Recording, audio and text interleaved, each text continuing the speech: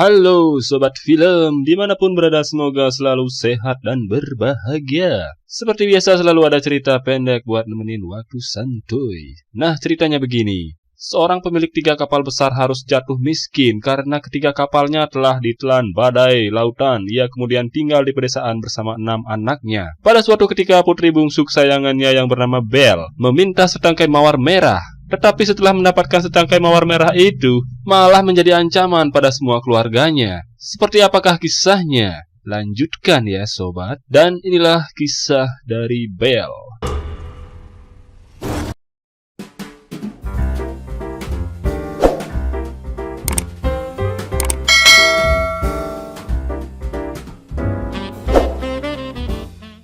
Seorang saudagar kaya yang baik dan berani. Dia hidup untuk kebahagiaan 6 orang anaknya. 3 wanita dan 3 laki-laki memenuhi rumah itu setelah ibunya tiada. Memiliki 3 kapal dagang besar yang membuatnya bangga dan kaya. Dia membawa barang-barangnya sampai tiba-tiba badai yang mengerikan melanda. Kapten hilang di tengah lautan. Kilat menyambar tiang. Tiba-tiba bersinar ratusan cahaya emas. Kekayaan yang hilang di kedalaman. Tenggelam hilang selamanya. Saudagar itu dan ke-6 anaknya harus meninggalkan rumah indahnya dan semua kebiasaan mereka yang kaya. Segala yang membuat mereka kaya, kebahagiaan, karena ganti rugi. Keluarga itu pun harus menyesuaikan diri tinggal di pedesaan terpencil. Si bungsu yang bernama Belle malah lebih senang tinggal di pedesaan ini, mungkin karena bosan hidup mewah. Sementara kedua kakak perempuannya, Anne dan Claude, masih terbawa kebiasaan kayanya, ya jadi pemalas. Ayahnya tiba-tiba datang dari perkotaan dan membawa kabar baik bahwa putra sulungnya yang bernama Maxim akan dijodohkan dengan putri temannya yang bernama Dumont. Tetapi berita besarnya adalah kapal yang tenggelam berhasil ditemukan. Hal itu akan membuat mereka kembali ke kehidupan kayanya. Akan tetapi dengan berita itu tidak semuanya senang. Belle si bungsu entah kenapa ia ingin tinggal di pedesaan ini lebih lama. Padahal tujuan ayahnya ke sini hanya untuk menyembunyikan rasa malunya saja. Saat Anne dan Claude, saudara perempuannya, memberikan ayahnya daftar barang-barang mewah yang mereka inginkan dari ayahnya, Belle hanya menginginkan setangkai mawar merah. Di sini kelihatan kalau Belle hanya menginginkan kebahagiaan saja. Saat Maxim dan ayahnya sampai di kantor pelabuhan, ternyata ayahnya ditipu oleh Dumont yang mengatakan kapal-kapal itu bukan miliknya lagi, serta ia telah dipermainkan oleh teman yang buruk dengan menandatangani surat-surat hutang. Maxim yang tidak terkontrol emosinya karena hal ini, hampir saja mencekik Dumont dan pergi begitu saja entah kemana. Ayahnya yang kebingungan mencari Maxim tiba-tiba berkunjung di sebuah bar seorang temannya. Di bar itu ada seorang wanita peramal yang bernama Astrid. Ia meramal kekasihnya yang bernama Verdugas akan keberuntungannya. Saat ia mengatakan, Maxim de Beaufort, kepada penjaga bar ini, tiba-tiba Verdugas dan kelompok bersenjatanya turun menemuinya karena Maxim memiliki hutang yang besar padanya. Sampai Verdugas dan kelompoknya menodongkan pisau padanya agar ayahnya membayar hutang Maxim. Tapi untungnya ia diselamatkan oleh temannya yaitu penjaga bar ini, sehingga ia bisa kabur dari Verdugas dan kelompoknya lewat jalan belakang. Dengan menunggangi seekor kuda, ia terus berjalan mencari Maxim, tapi tidak kunjung ketemu. Dalam perjalanan pulang, ia melewati hutan pinus dengan badai salju yang tebal. Sampai suatu ketika kudanya terpeleset, salju ke jurang miring. Kudanya tidak mampu lagi untuk berjalan. Dengan sedih dan berat hati, ia merelakan meninggalkan kudanya sendirian. Ia berjalan terus sendiri sampai ia menemukan cahaya. Dan mungkin sudah ditentukan oleh takdir, ia terjatuh, berguling. Dan saat tersadar, ia melihat istana klasik yang begitu megah tapi seram. Dengan berani ia memasuki istana itu. Di dalam sana ia melihat begitu banyak makanan dan langsung memakannya. Hal ajaib, di dalam istana ini juga semua daftar permintaan anak perempuannya ada di sini. Emas, berlian, mutiara, perhiasan, kecuali setangkai mawar merah, yaitu permintaan Belle. Lagi-lagi keajaiban, kudanya tiba-tiba datang dengan perban di kakinya yang cedera tadi, entah siapa yang menyembuhkannya. Pria tua ini pun keluar dengan kudanya membawa barang-barang itu. Saat di luar ia melihat begitu besar pohon mawar merah. Mengingat Bel anak bungsu kesayangannya, ia pun memetik setangkai mawar itu. Tapi yang terjadi, makhluk berkepala singa tiba-tiba menyergapnya. Makhluk ini marah karena ia memetik mawar ini untuk putri bungsu kesayangannya. Karena mawar ini, makhluk ini ingin menghabisi nyawanya dan semua anak-anaknya kalau ia tidak datang kembali. Ia mengatakan hidup untuk mawar. Dan ternyata makhluk ini yang memberikan barang-barang mewah serta menyembuhkan luka kudanya. Keanehan terjadi lagi. Seketika pria tua ini tersadar di tempat pertama ia terjatuh. Kok bisa ya? Ia pun berhasil ditemukan anaknya dan diajak pulang. Sesampainya di rumah, ayahnya menceritakan hal ini pada semua anak-anaknya. Mereka semua cemas, dan yang paling cemas adalah Bel, karena mawar itu adalah permintaannya. Ibunya meninggal setelah melahirkan Bel. Sekarang ayahnya dan semua saudaranya terancam oleh makhluk gaib karena setangkai mawar permintaannya. Entah apa sebenarnya hubungannya. Besok hari, Bel yang merasa bersalah pergi sendiri menuju kastil itu menunggangi kuda yang sebelumnya ditunggangi ayahnya. Jalan pun terbuka saat Bel berbisik ke kudanya.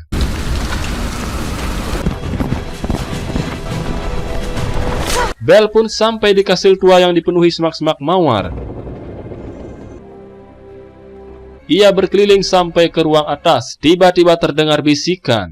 Sebuah kehidupan untuk mawar. Di kamar itu pun tahu-tahu sudah ada gaun putih yang mewah. Di kamar itu juga terdapat kolam air ajaib penyembuh luka-luka.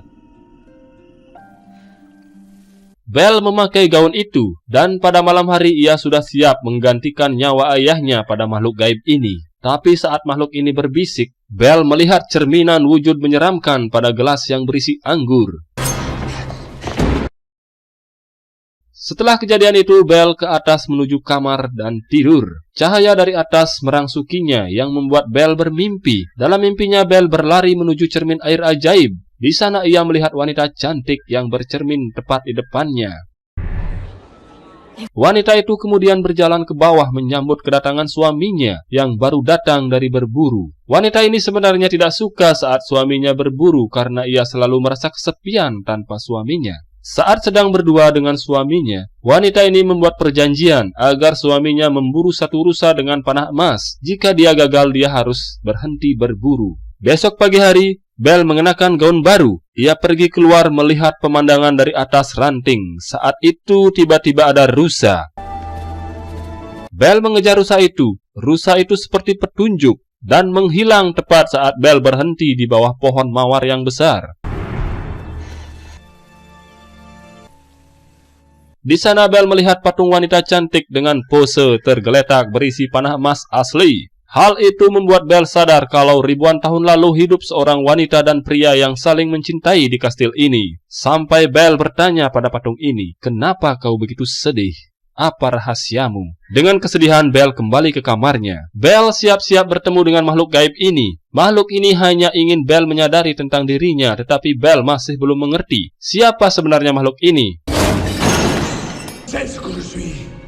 Malam itu saat Bel tertidur, ia bermimpi lagi. Dalam mimpinya, Bel melihat kolam air di lantai dengan cerminan wanita cantik itu lagi, yang sedang berdansa dengan suaminya. Wanita ini mengingatkan suaminya atas janjinya, yaitu rusa dengan panah emas. Cahaya-cahaya yang merangsuki Bel sebenarnya bermunculan dari patung wanita yang ia temukan di bawah pohon mawar. Besoknya, Bel mengelilingi kastil dengan gaun baru lagi untuk memecahkan rahasia makhluk gaib ini. Malamnya, Bel kembali lagi ke ruangan makan. Ia mengatakan sangat merindukan keluarganya pada makhluk ini, tapi hanya dicampakkan saja olehnya agar Bel diizinkan pulang. Sebagai gantinya, Bel kemudian mengajak makhluk ini berdansa, tapi terlihat keraguan pada makhluk ini. Saat itu Bel marah karena makhluk ini menyatakan pada Bel, "Apakah kau mencintaiku?" Makhluk ini pun keluar dari kastilnya, meluapkan kemarahannya dengan berburu seekor babi hutan. Patung wanita di bawah pohon mawar ini mengeluarkan air mata, membawa mangsanya ke ruang atas sambil melihat lukisan seorang raja dan istrinya.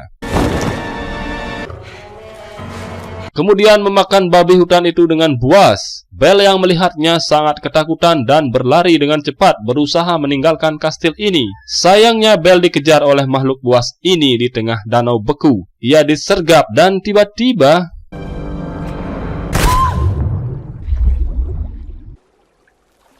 Bel yang tersadar sudah berada di kamarnya dan diberikan mawar merah oleh makhluk ini. Romantik. Belle diizinkan bertemu dengan keluarganya untuk yang terakhir kalinya. Tapi kesedihan pada makhluk ini sangat membuat Belle mengerti, karena jika Belle tidak kembali, makhluk ini akan mati. Dengan kekhawatiran, makhluk ini berikan Belle kalung yang berisi air ajaib. Saat itu juga Belle pulang ke rumah. Ia sangat merindukan keluarganya. Bahkan Anne dan Claude sudah menduga Belle meninggal. Saat Belle meninggalkan rumah, ternyata ayahnya sakit tidak sadarkan diri. Maxim yang mengambil batu permata dari jubah yang dibawa Belle, ia bertekad menuju kastil itu. Belle yang tertidur di samping ayahnya dirangsuki lagi oleh cahaya itu. Cermin air ini menunjukkan sesuatu. Seorang raja yang berburu seekor rusa dengan pasukannya. Rusa itu berlari dengan ketakutan, berlari sampai di areal taman kastil, sampai akhirnya berhasil dipanah oleh sang raja dengan panah emas. Raja itu merasa senang karena ia berhasil memanah rusa ini. Sementara rusa itu merintih kesakitan. Saat raja ini akan memanah rusa ini lagi,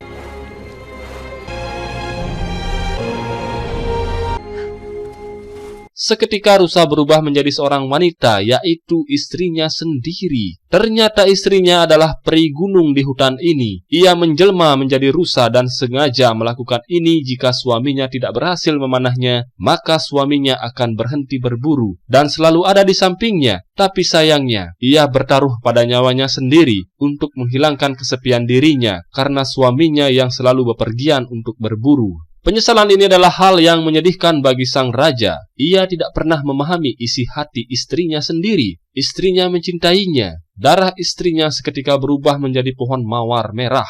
Awan hitam bermunculan. Angin begitu kencang, sang raja itu dikutuk menjadi binatang buas oleh dewa langit. Hanya seorang wanita yang dapat menyelamatkannya. Tapi siapa yang ingin mencintainya akan dikutuk bersamanya selamanya. Semua pasukannya pun juga dikutuk. Sementara Maxim dan Jean bertemu dengan Perdugas bersama kelompoknya. Mereka semua menuju ke kastil mengikuti Maxim untuk berburu harta. Belle yang tersadar dari mimpinya, ia memberikan air ajaib itu pada ayahnya dan syukurlah ayahnya bisa sembuh. Sesampainya Maxim dan Perdugas di kawasan kastil, Astrid merasakan bahaya di mana-mana, tetapi Perdugas tetap melanjutkannya. Astrid tiba-tiba menuju patung wanita di bawah pohon mawar ini dan mencabut panah emas yang ada di dadanya. Astrid memberitahukan ini pada Perdugas akan bahaya yang sebenarnya dan kematian jika Perdugas tetap melanjutkan mencuri harta di sini. Itu hanya sia-sia. Perdugas dan kelompoknya tetap saja serakah. Mereka memasuki kastil itu dengan mendobrak pintunya. Belle yang akan berangkat menuju kastil, tapi kudanya malah dibawa duluan oleh Maxim. Ia dan Tristan membawa kuda yang lain, tapi hanya kuda itu yang bisa membuka jalan menuju ke sana. Belle dan Tristan malah terjebak di hutan salju. Tapi Belle tidak menyerah. Dengan perasaan tulus, keinginannya bertemu dengan makhluk itu, ia berdoa kepada dewa hutan, dan keajaiban terjadi.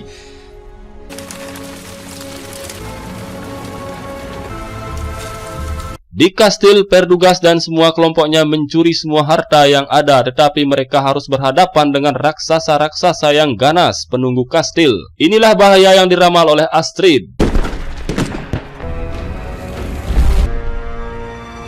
Sampai banyak sekali kelompok Perdugas yang keok. Saat raksasa ini akan memukul Maxim dan Jean, untung saja Belle datang menghadang, tapi Belle disandra oleh Perdugas dengan pisau di lehernya. Belle yang mengeluarkan darah, tiba-tiba darahnya berubah menjadi pohon mawar, percis seperti kisah istri raja yang sering diimpikan oleh Belle. Belle berhasil meloloskan diri dari Perdugas, tapi saat makhluk ini akan menghabisi Perdugas, ia malah ditusuk oleh Perdugas dengan panah emas itu.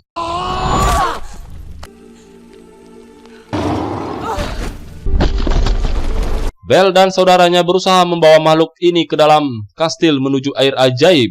Raksasa-raksasa itu seketika hancur. Astrid dan Perdugas berlari menjauhi kastil. Sayangnya Astrid terjatuh tertimpa pecahan raksasa yang hancur. Perdugas tidak menolongnya. Ia hanya mementingkan dirinya sendiri, tapi ia tidak sadar kejadian lebih buruk akan menimpanya. Sementara Belle dan saudaranya berhasil menceburkan makhluk ini ke air ajaib. Bel mencabut panah emas. Makhluk itu pun hidup kembali. Bel mengungkapkan bahwa ia sudah mencintai makhluk ini dengan tulus dan meneteskan air mata seketika keajaiban terjadi pada makhluk ini.